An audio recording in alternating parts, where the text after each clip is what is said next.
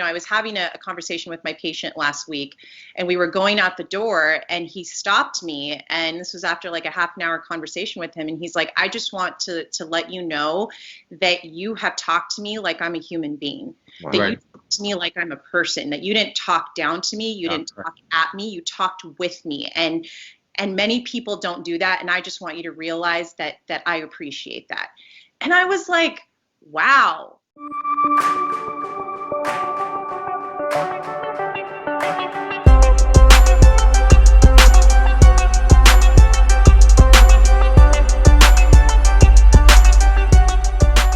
Your head, the top of the. Oh, lift it We up. want to. The What? audience wants to see if you What do happened? have hair. There we got it. Listen, man. Thank God I have high cheekbones, so we're fine. Welcome back, good people.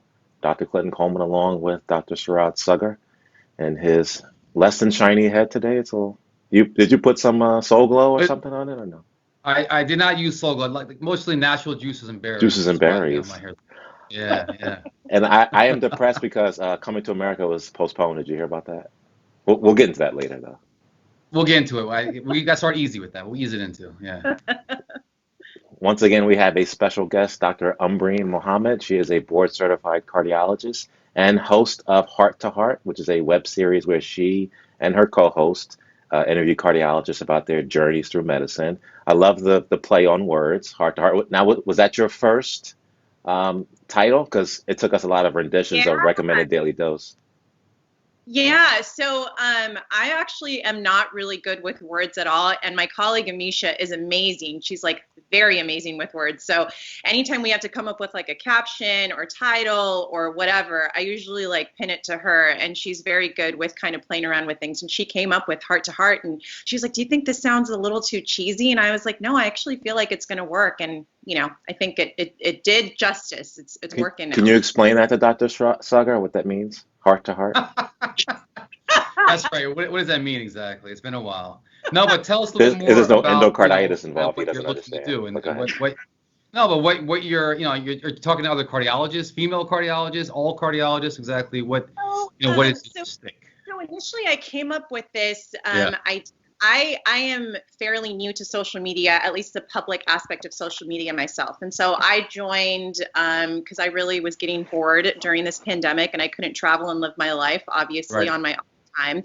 And so I was like, okay, well, maybe I'm going to do this Instagram thing because everybody else seems to be doing it. And so I did it. And then I was like, it would be really nice to talk about people's journeys through medicine, because it's great to talk about, research and articles and this and that, whatever, but everybody kind of Right. gets inundated with that, especially with, Twitter and all of these other posts that people are doing on all different social media platforms. But what about the journeys through medicine that people really want to know about, right? Mm-hmm. Because on the surface, especially with social media, it's very deceiving, right? To see all sorts of physicians from all sorts of backgrounds, then you think, wow, they have it all. They didn't have to struggle. They didn't have to go through X, Y, and Z. I'm not going to be able to go through, what they went through.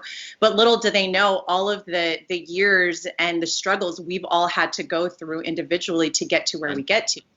So then, I'm sure both of you know, cardiology is a very male-dominated subspecialty. And so our initial idea was to just speak to females about kind of coming up in cardiology and really expanding diversity and gender equity within Right. cardiology for females.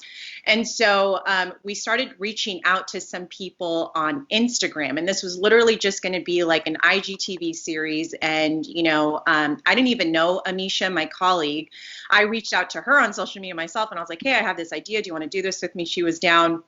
And then we just started reaching out to various people on Instagram, thinking, okay, we'll talk to we'll DM maybe like 15 people, see who gets Right. back to us. Nobody's on Instagram right now, so no one's even we'll probably get a response of like 5 or 6. It'll Right. be a really short series. It'll be a done deal. And then within 24 hours of us sending messages, everybody responded, and we were totally like, whoa, this is crazy. And so then we started doing this, and slowly realize that this isn't just about a woman's journey through medicine or a woman's journey to get to cardiology. This is also about a man's journey. This is about men supporting women and women supporting women and women supporting men and everybody kind of supporting each other. And it's not just about, getting more women into the field. This is about diversifying the field of cardiology, diversifying the field of, medicine. And now that we've spoken to all of these different cardiologists, we've now, been able to have this open doors in our own careers, being able to write pieces for the American College of Cardiology. We've been able to join a couple sections of the American College of Cardiology. We've been able to speak at the American Heart Association, and we're furthering our own kind of careers in this and being able to get more opportunities for the both of us and our careers. So it's actually been pretty mind-blowing how it's been accepted not only within the cardiology community but within the medical community as well.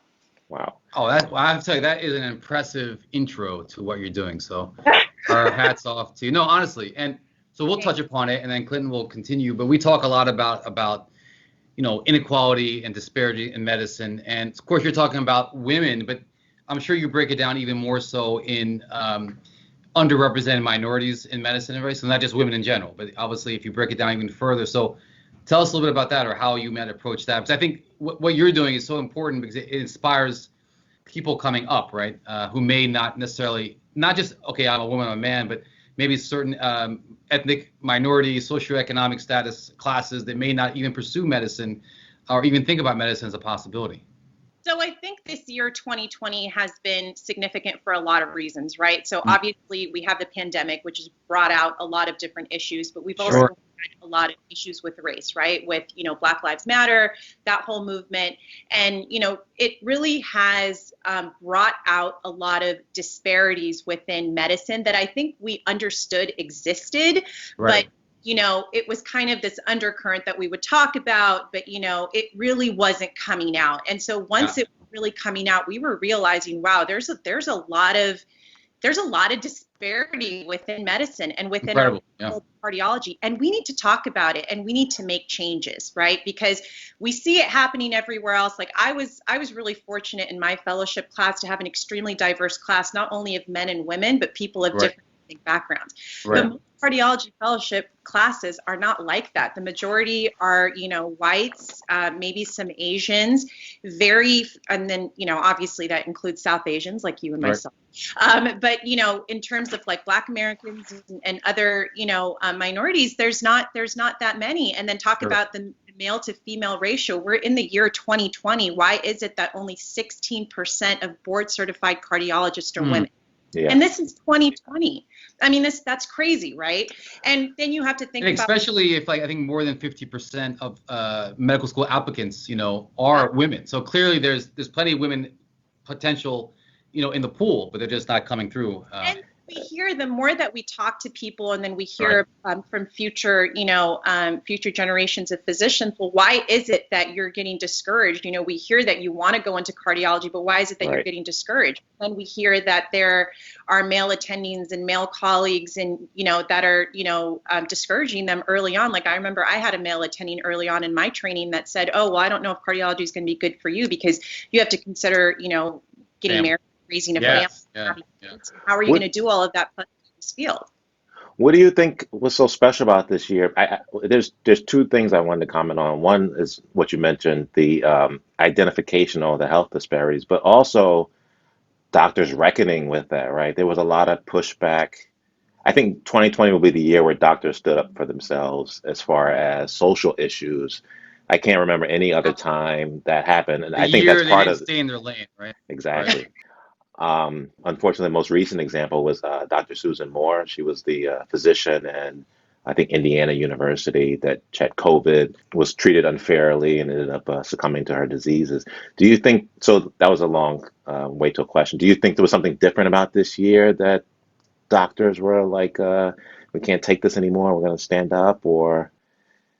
It was just a lot of issues that were coming out at once, right? I mean, if you kind of look at this year, you started off with a pandemic and things kind of just started spiraling from there, right? So people were scrutinizing things a lot more than they were in previous years. I mean, and if you think about it, we have had a lot more attention to social media. Things have been brought up a lot more. We're paying attention to the media in general, everything is being heavily scrutinized. So you really can't make big grave mistakes anymore, because if you do, there's going to be a picture of it, there's going to be a caption of it, there's Sure. going to be a video of it, and we've seen this. And so, everything that you do, you have to be really careful with how you do it. And maybe some people didn't have intentional reasons as to why they did what they did, but you have to be really good about, why you're doing what you're doing. So I think our purpose initially of starting this, series was one thing, just to diversify the field of cardiology, maybe bring more women into the space. But I think we're realizing that it's so much more than just that, that people really look at our faces, look at the people that we're interviewing and say, hey, that person looks like me, or that person is actually saying that it's okay to have more than just one type of ethnicity or one type of person, one type of background go into this career. And then to get the messages that we get from people, saying, wow, you actually changed my mind. I didn't think that I'd be able to do this, but you shared this journey with this person I looked up to for so long. Right. And that person had to struggle too. That's amazing. I want to do this too. I mean, that's like, why else would you go into something if you're not being able to help change future perspectives, then what else, what are you doing? So I just feel like it's so gratifying. And then of course, because this was our passion project, all we wanted to do was just talk to people because we love talking, just like you guys do. Sure. We didn't realize all the other benefits that were going to come along with it. And I think that, one thing to really relay is that when you're really passionate about something and you really want to do something, and you put everything, into that, all of the rewards will come. Like Sure. Amisha and I, my colleague, we talk about it all the time, and we're still just like in disbelief as to like how well received this has been and how people are looking at us as, wow, they're paving the way. And we're like, really? Why hasn't anyone been doing this before? What do you mean we're paving the way? So it's been so gratifying to see how well received it's been. No, yeah, I'll say a couple comments. I mean, you're right. Hard work always pays off. And I mean, not to sound like my parents or something, but you're right. So if it's something you're passionate about, it'll come through. It'll be easy to do, and you'll see stuff downstream. And, you're talking about being gratifying. I mean, I know Clinton looks to me as a hero and as an inspiration for him. So I'm with you. I'm all about inspiring the other generations. But in all seriousness, I had a conversation with my wife just yesterday. I was talking about on call or something, and I made some comment of like, man, how does she do it? She has 2 kids and she's on call all the time. And she said, would you ask a guy that, if he's working hard and working a lot of weekends? And as that was my own like moment of weakness. I said, no, you're right. That wouldn't even come up in conversation. No one would say, how do you do it? You're on call all the time, you're in private practice, and you're raising kids. So I think that's really important, because you made a mention of that in fellowship, maybe directors might say, well, you should do something else. You should do something easier. I think a lot of people can be swayed by that, and I think that's wrong. And I think people don't realize they're actually portraying that or projecting that to potential med students, to trainees. Clinton and I both have worked with med students. We work with residents, and they take to what we say, I think, to heart. And so I think that's extremely important and powerful, Absolutely. I mean, I feel like we have a responsibility as health professionals to, do our due diligence to portray not only what we're doing, but to really, help encourage others to get into this field in the right way. And we don't realize the type of influence that we have. So we have to do it the right way. And especially if you're going to be on social media, people look up to us, right? I mean, I feel like we have a certain type of responsibility. People look up to us. So why not utilize that in the best way possible? So social media, so there's obviously, we're at a different stage of our career, let's say, than you. And so I'm probably not as social media savvy as you or someone else. But do you think that doctors have a responsibility to be themselves on social media? They can do whatever they want. I know there's an issue where I think it was a vascular surgeon had, a picture at the beach, and someone attending or someone said, oh, that's not very, becoming. And then all of a sudden, that other female physician was saying that's ridiculous. And, by the way, I'm a great physician, but by the way, I can also be on the beach, and here's a picture of me, in a bikini. And actually, Clinton posted a picture of himself in a tankini, which was weird, and odd, and disturbing, and I wish he hadn't, and I can't get that picture out of my mind. But further along than that, I mean, what is our responsibility? Because that's something that we're trying to figure out. We do a lot of media, we do a lot of serious business. Yeah. But for us, it's also therapeutic to be out there, and we realize we can reach people, educate people. But do we, I guess I want to ask your opinion, like, do we have responsibility to be very physician-esque? Can we be more human? Do people want to see us as more human? What are your thoughts? people want to see us as more human. And that's, that is the kind of stereotype that we need to break. I will say this, and I'll reference this, and it doesn't really have to do with social media, but, I, as part of my locums practice, I'm a locums doctor. So as part of my locums practice, I do outpatient medicine, and I see patients in the clinic all the time. And I'm a little bit, obviously, I'm like 2 years, maybe a year and a half out of training. I love to talk, as you can already tell. So I love chatting it up with my patients. And so, I was having a conversation with my patient last week, and we were going out the door, and he stopped me. And this was after like a half an hour conversation with him. And he's like, I just want to let you know that you have talked to me like I'm a human being, Wow. that you talked to me like I'm a person, that you didn't talk down to me. You didn't talk at me. You talked with me. And many people don't do that. And I just want you to realize that I appreciate that. And I was like, wow, like that shouldn't be that should be the norm. That shouldn't be something that's so rare. But the fact that he pointed that out, I was like thinking, I was like, wow, but that's so true. It's like, we just don't doctors are perceived as these like robots that just don't have that much time, and you can only give 5 minutes to each person. And you wonder why people get upset when they see physicians, because we're not able to allocate our time to everybody. But if you use that time that you have and you use it, you really value that time you have with your patient, you sit, you hold their hand, you sit eye to eye, you really have a conversation with them. You realize it's so much more than just regurgitating, this is your diagnosis, this is what we're going to do, I'll see you later, hope you do well. It's so much more than that, right?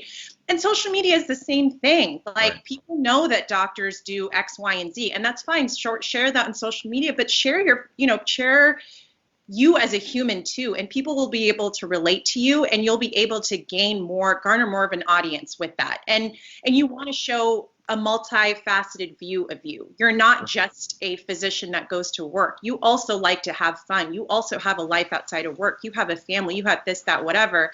You want people to be able to relate to you. I feel like when they do that, they're able to resonate with your message more, whatever it might be.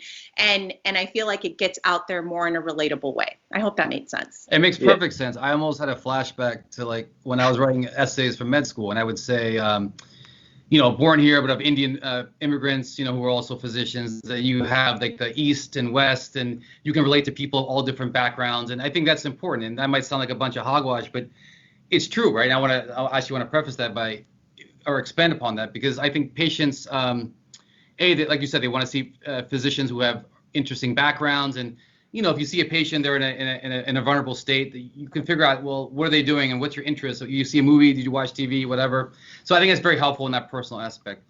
But then also, and Clinton and I have talked about why we need more minorities in medicine, or at least underrepresented minorities. So maybe not more Indians or Southeast Asian doctors, but we know that people oftentimes feel more comfortable if they can see something they recognize in their physician. Right. The first thing they may recognize is their skin color or their ethnicity or whatever, just something they can make a connection to. I think that's why it's so important, and that's why the AMA and other organizations are really making this push to have underrepresented minorities in medicine. And it's just what you mentioned, is that people or patients, need to have that connection. It's so important. That's lost. You're right. It's completely lost when, and I'm guilty of it too sometimes, running in, running out, and then realizing, man, I should have spent a little bit more time, or I should have just, and I never try to do it. I know Clinton doesn't do it either, but try to have something personable, even if it's for a second. It makes a huge difference.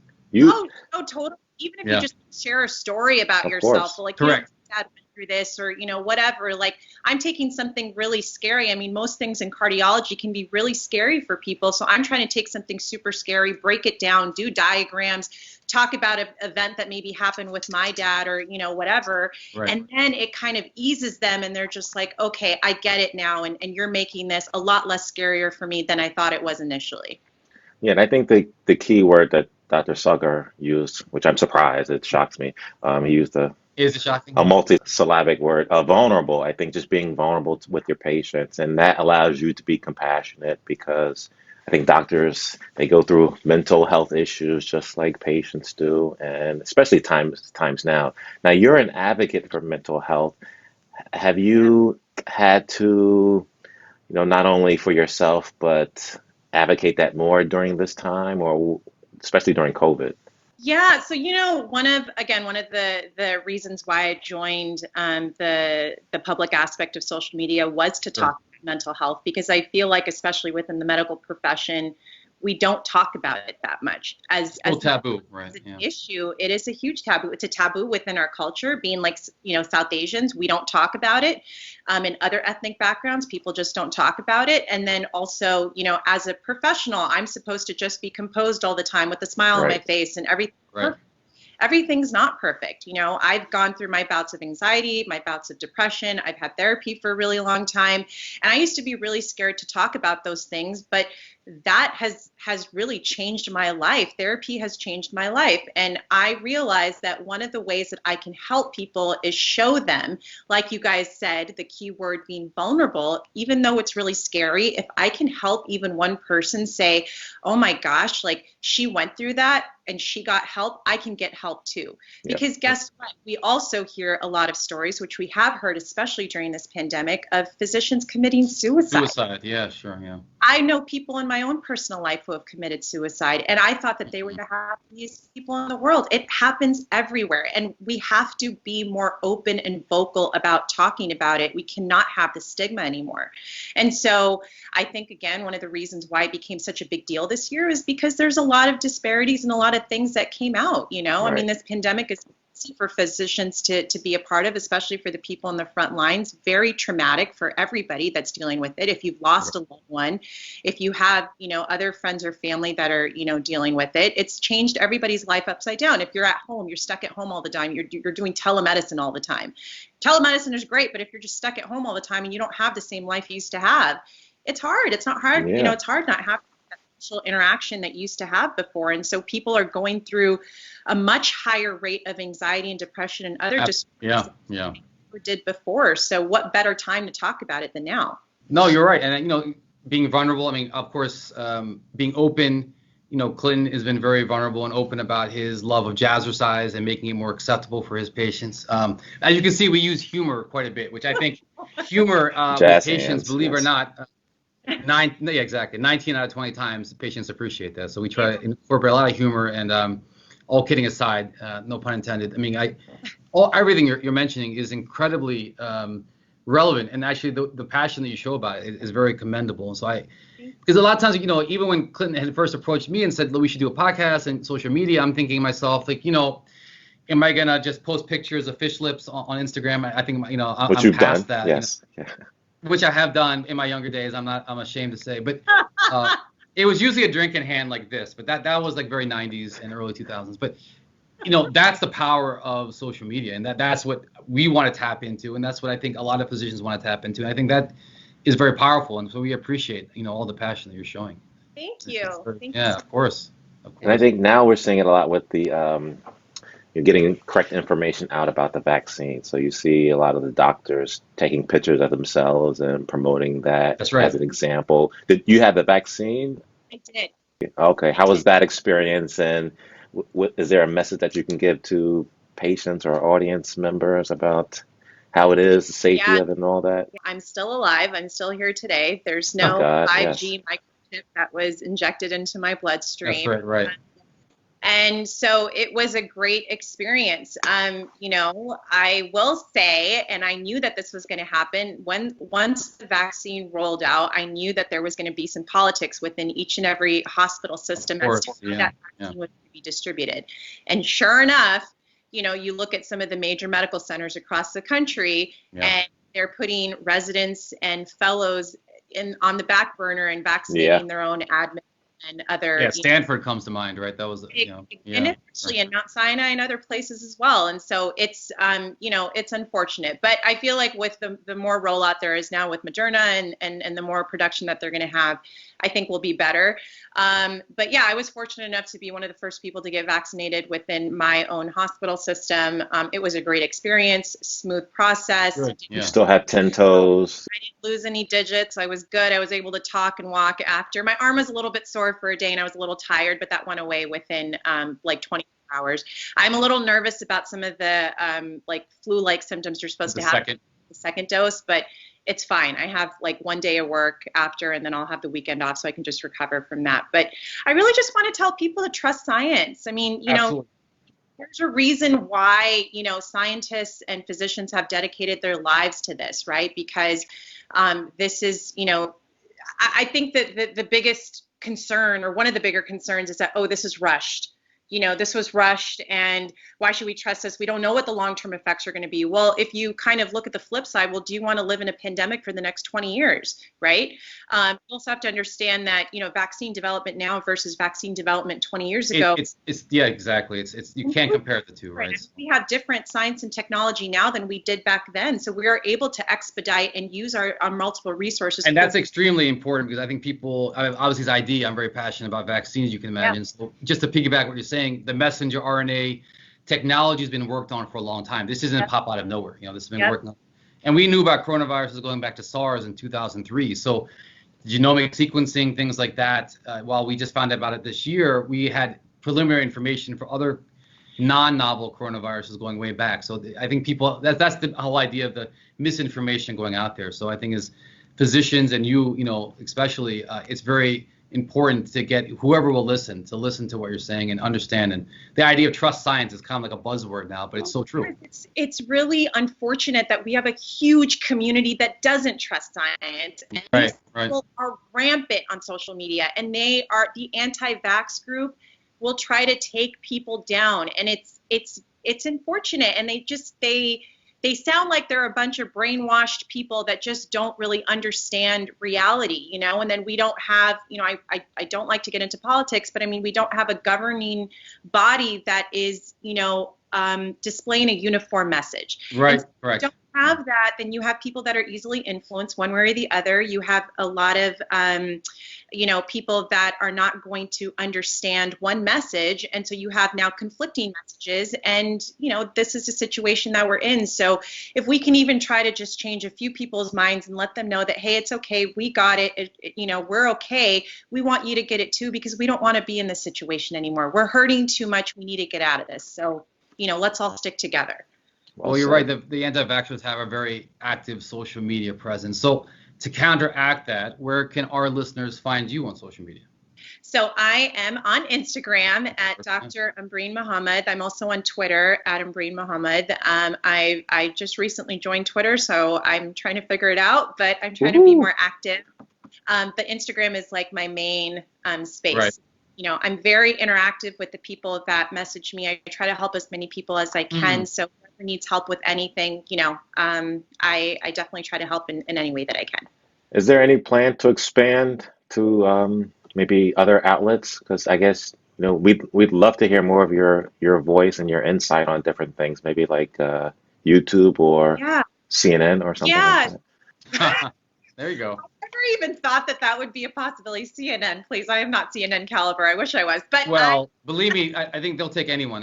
They took this guy. I've been on there a bunch of times, and sometimes wearing pajamas, sometimes with my dog at my feet. So it can be done. Believe me, it can be done. But yeah, I mean, I feel like I've kind of, I've just started to grapple all of this, and I'm really loving it. I realize, someone once told me in fellowship, actually my program director told me in fellowship, she's like, I know that you're going to go far, not only because you are, you're obviously a fellow and you're a cardiologist and you're going to be great in that respect, but she's like, you love to talk and you love to bring people together, and you seem to have this voice that really resonates. Yeah, sure. Like, that is your power. You need to use that. And I never really understood what she meant. Sure. And I feel like I'm understanding that now. So I'm really excited to see where my Heart to Heart series with Amisha is going to go. And I would love to work with you guys more. And if you guys ever have any opportunities, let me know. I would love to, collaborate more. No, but your power shows through, and your passion. So we're very appreciative of you coming on today. And in just the short time we met you, that's very obvious. So we expect big things out of you going forward. But that is all the time we have today. Thank you so much for coming on. We're very, very much appreciative. And so I'm Dr. Suraj Saggar with my co-host, as always, Clenton Coleman. Find us on Spotify, Apple Podcasts, Stitcher, and other places, as well as YouTube. Until next time, be well.